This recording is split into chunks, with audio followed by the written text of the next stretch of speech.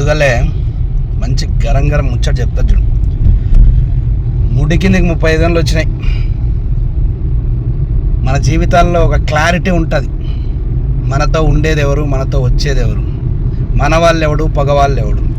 అది బంధువుల్లో అయినా, స్నేహితుల్లో అయినా, నీ చుట్టూ ఉన్న ప్రపంచమైనా ఒక క్లారిటీ ఉంటుంది మనకి ఏంది పెడితే ఎవడు ఏమనుకుంటాడని.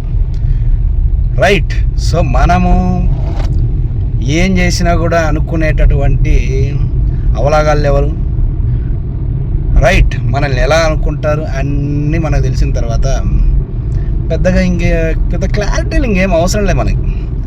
రైట్. మనం చేయాలనుకుంటే చేసుకుంటూ వెళ్ళిపోవడమే. జీవితాన్ని కొంచెం మెమొరబుల్ డేస్గా గడపండి. నెగిటివ్గా ఆలోచించే వాని గురించి వదిలే. పాపం వాని బాధలు వానికి ఉంటాయి. వాడు ఆలోచిస్తాడు. వాడు పొద్దున్నే లేచినప్పుడు నింటే అన్నం తిని నీ గురించి ఆలోచిస్తూ ఉంటాడు. వాడు ఏం పోస్ట్ పెడతాడా, ఏం కామెంట్ పెడదామా అని. మరి బతుకే అది. Let's enjoy the life. Chilled అవ్వండి. 12 రోజులు 1 year. రైట్. ఎట్లా పోతానాయో తెలియట్లే ప్రాణాలు. ఇట్లే పోతాయి అనేక లేదు.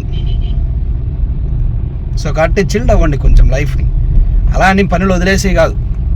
అప్పుడప్పుడు సమయం దొరికినప్పుడు నీ అనుకునే వాళ్ళు, నీతో పాటు ఉన్నటువంటి వాళ్ళతో కలిసి చిల్డ్ అవ్వు. సరదాగా నవ్వుకో.